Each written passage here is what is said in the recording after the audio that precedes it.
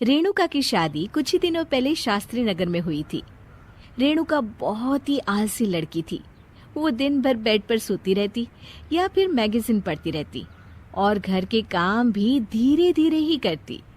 एक दिन उसकी सास उसके पास आती है। बहू, आज बेसन का चिला बना दे, बड़ा मन कर रहा है।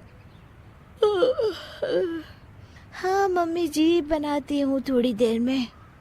थोड़ी देर में? अरे थोड़ी देर में तो रात के खाने का वक्त हो जाएगा बहू।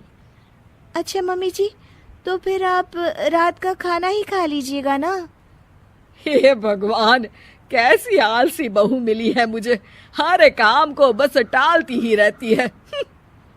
रेणुका दिन भर बस आलस पना ही करती रहती। एक बार रात के खाने पर सब बैठे हैं तो रेणुका का पति कहता है, अरे ये क्या, आज फिर से करेला? रेणुका, हफ्ते में तीसरी बार ऐसा हुआ है कि करेला बन रहा है। कुछ भी बना लिया करो। अरे इतनी सारी सब्जी मिलती है मार्केट में। हाँ, पर अब कौन मार्केट जाए और सब्जी लेकर आए, इसीलिए जो था घर पर वही बना दिया। बहू, फ्रिज खोल कर देखती तो पता चलता कि सारी सब्जियां रखी होती है, पर तुम्हारा आलसपन खत्म हो तो तुम्हारी नजर जाए ना। विशाल कमरे में आकर रेणुका से पूछता है, रेणुका, मैंने कहा था तुमसे कि मेरे लिए रुमाल ले आना। मेरे सारे रुमाल खराब हो गए हैं। तुम ले आई क्या? आज नहीं गई, कल ले आऊंगी। ओफो, पिछले 4 दिनों से मैं यही सुन रहा हूँ। बिना रुमाल के ऑफिस जाना पड़ रहा है। तुम तो बहुत ही आलसी होती जा रही हो रेणुका। आपको रुमाल की जरूरत है ना, तो खुद ही खरीद लीजिए ना। हाँ, अब वही करूंगा। तुम्हारे भरोसे बैठा रहा तो कुछ नहीं होगा। एक दिन दरवाजे पर बेल बज रही होती है और रेणुका सोफे पर बैठी होती है, पर आलस में दरवाजा खोलती ही नहीं। अरे बहू, कितनी देर से बेल बज रही है?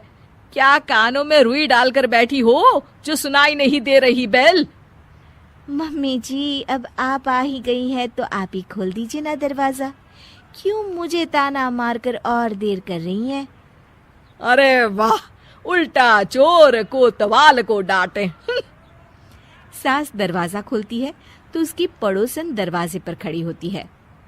दरवाजा खोलने में इतनी देर क्यों हो गई? सब सो गए थे क्या? और ये भी कोई वक्त है क्या सोने का? हाँ?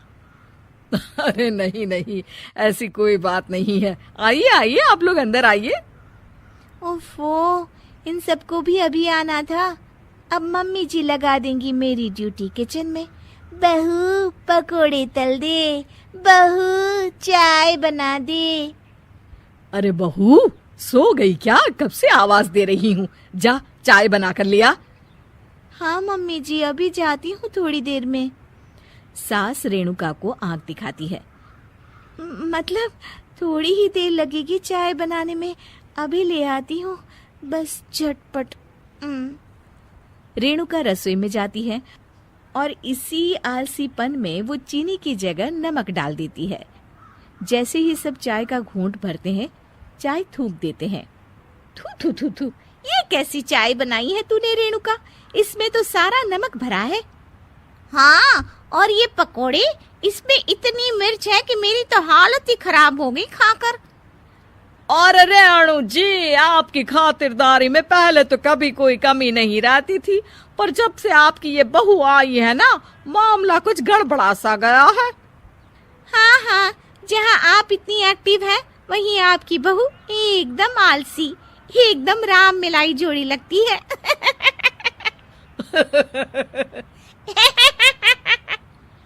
अच्छा जी, चलते हैं अब। नमक वाली चाय पिलाने के लिए बहुत बहुत शुक्रिया। सब वहाँ से चले जाते हैं। अरे तूने तो मेरी नाक ही कटा दी बहू। वे लोग क्या सोच रहे होंगे मेरे बारे में? मम्मी जी, मैंने तो शक्कर ही डाली थी, पता नहीं नमक कैसे बन गई शक्कर। शक्कर नमक नहीं बना बहू रानी, तुम्हारा ये जो आलसपना है ना, ये उसी का नतीजा है। सॉरी मम्मी जी, अब मैं ये आलसपन छोड़कर सारे काम अच्छे से मन लगाकर करूंगी।